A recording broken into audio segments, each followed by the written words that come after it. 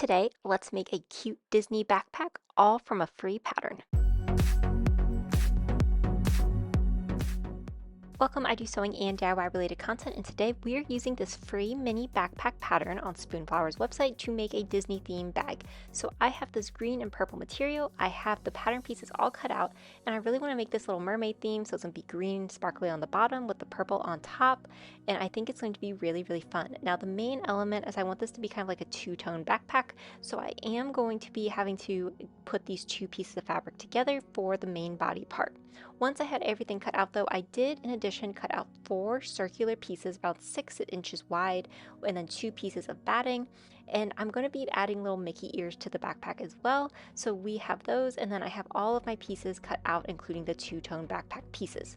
So first step I did was I pinned up the Mickey ears, so with 2 pieces of the Mickey ears together with right sides together and 1 piece of batting, we are going to be pinning this up all the way around, leaving a 2-inch gap. And then I'm going to repeat all of that for the second ear as well. So 2 of those circles together with right sides together and then that batting. Then in addition, we are going to start pinning up our D-ring holders.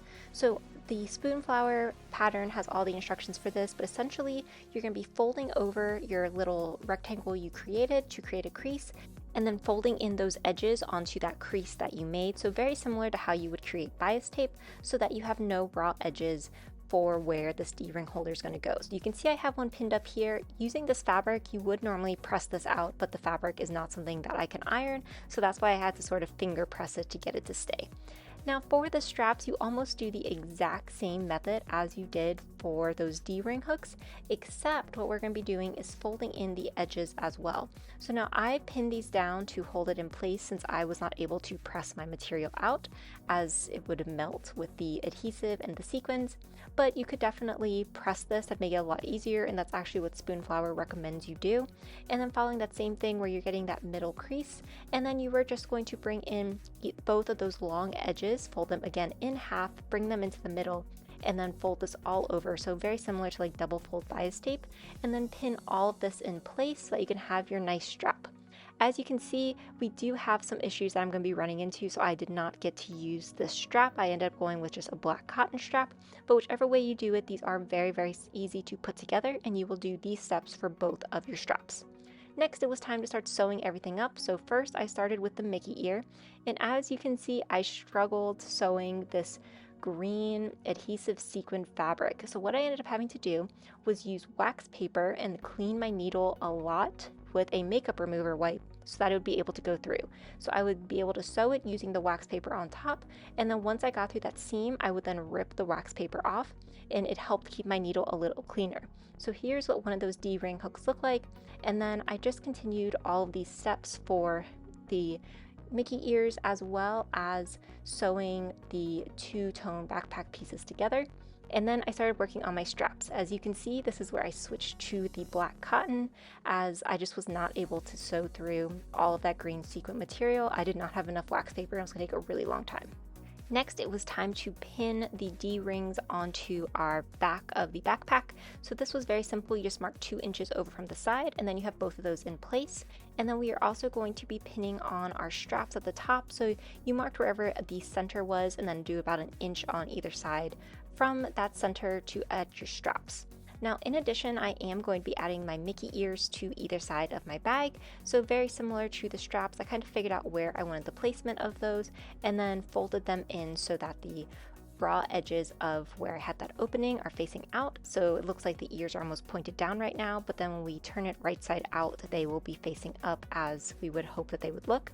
So very similar to the straps, just pinning them on, and I will pin on the second Mickey ear as well.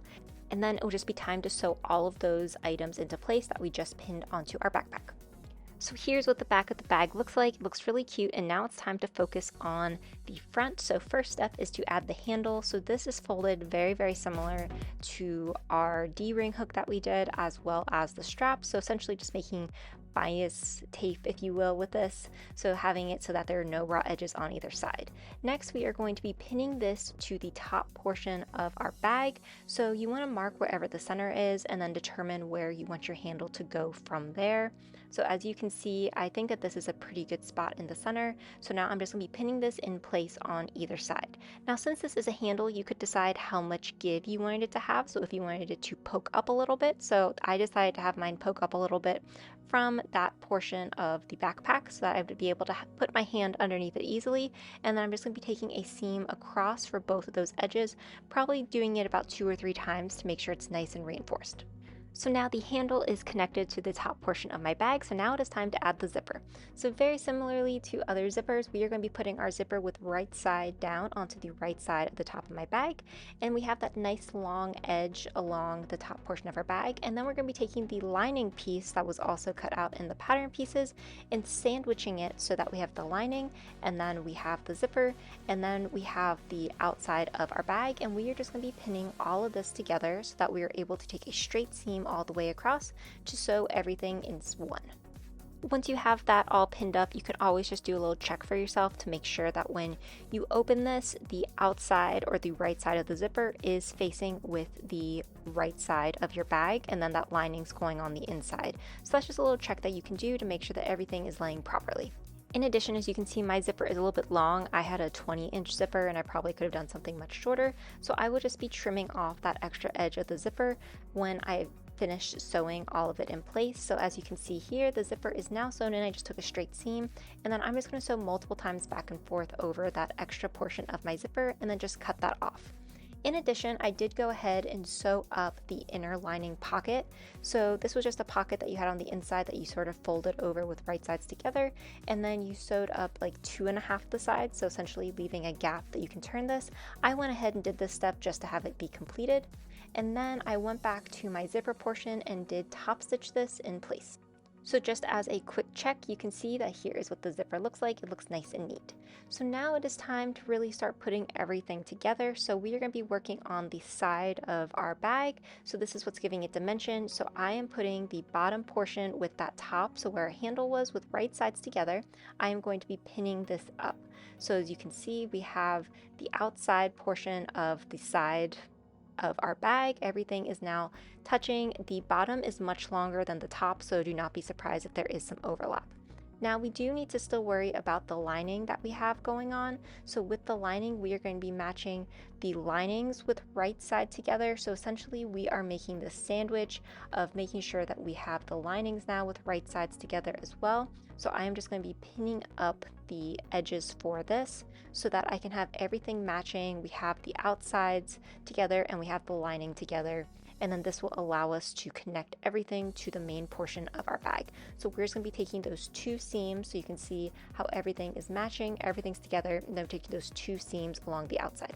So now that that's all sewn up, I have turned this right side out so you can see we have the outside portion as well as the inside portion, and now we are going to be attaching our lining with the pocket. So here's my lining, here's my pocket. So I'm just going to determine where I want this to be placed, and then just taking those 3 straight seams along the outside of the pocket to hold it in place.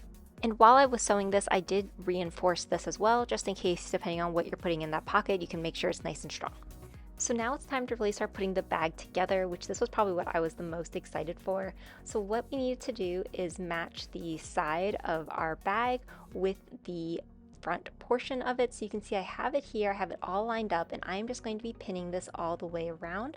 So right now I'm using quilting clips, I have it holding in place, and I am just going to be matching this so that everything is going all the way around the outside of the bag, and I am able to then just take a seam. So this is where the bags start to get a little bit more complicated, just because you do have a lot of pieces coming together. I also was having to start to worry about using this green material since it had that adhesive on it. It was starting to really clog up my sewing machine as I was sewing, so I continued using the wax paper when I needed, as well as cleaning off my needle.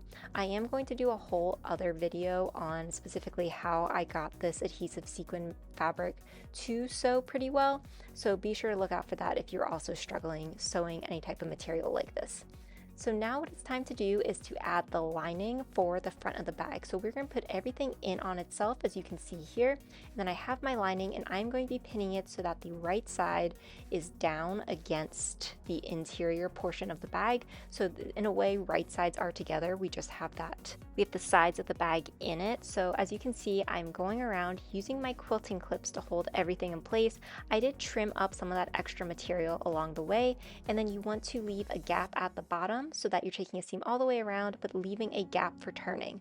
I ended up leaving probably too tiny of a gap, and it was really hard on my hands once I got through all this, so I would highly recommend leaving a good sized gap so that you're able to turn it much easier. Once you have it turned though, it is then time to add the back onto your bag. So this is where you had your straps, those little D-ring hooks. So you are just going to be using your quilting clips to pin this to the other edge of the side of your bag. So you can see I've gone all the way around, and we're going to be sewing this all the way around so we have no gap this time, as we would be using the gap for our lining, but we're just going to be securing this onto the front portion of our backpack.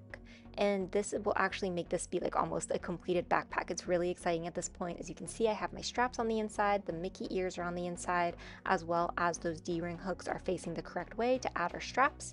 And then we're just going to sew this all the way around to secure it in place.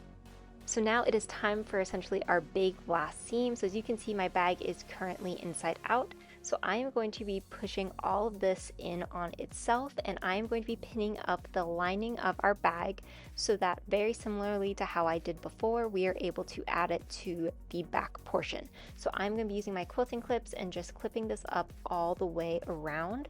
This does take some time, and as you can imagine, it's incredibly thick at this point because you have so many different layers. So I found that quilting clips were the easiest to go about doing this, but you know, if you need to use pins, you can do that as well.